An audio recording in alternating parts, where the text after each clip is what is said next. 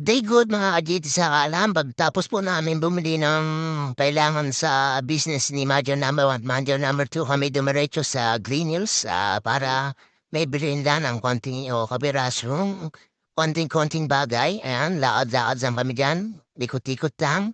May hinahanap sila dyan pero Shanshin, dapat walang Shanshin.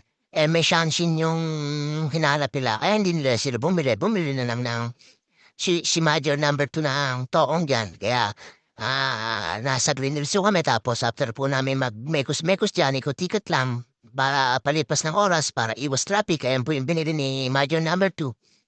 Nag-stay lang kami diyan para magpalamig kasi traffic na. Ayan, palipas na ng oras. Siyempre, hindi maaaring magpapakita ang bida. GT sa alam. Natayan, mekos-mekos lang po kami diyan. Hindi naman po ako namili diyan kasi wala namang mga pambili. Sunod-sunod lang sa mga manager. Sila lang po yung may hinahanap diyan. Kaya ako kami napapunta diyan. Pero nagpunta ako kami Santa Cruz, Manila para may bilhin kanina na kailangan sa kanilang business sa resort. Natayan, siyempre kasama namin si Troy and si Manager number 2 wala pa rin makita. Gawa ng Shanshin. Si Shanshin, ewan ko kung bakit laki Shanshin. Lahat po yan, inikot na namin. Tapos, palamig lang after po magpalamig. Nagpunta ko kami dyan sa may kainan dyan, merienda. Siyempre, palipas oras pero hindi rin sa dadaan. Kaya, na-traffic din. Dapat din kami ng traffic. Tapos niyan, after niya magkaikot-ikot kami, nagmekos-mekos tornado na dyan.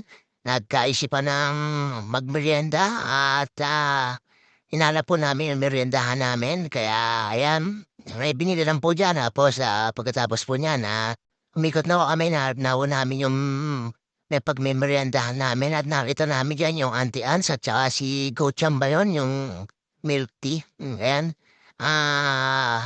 Siyempre, nakita ni ate, binibili niya sa, ni Major number 1 sa online. Kaya ayun, pero wala rin siya na pinakita kasi may Shanshin na doon sa strap ay ayaw ni Major number 2 may Shanshin. Gusto, original.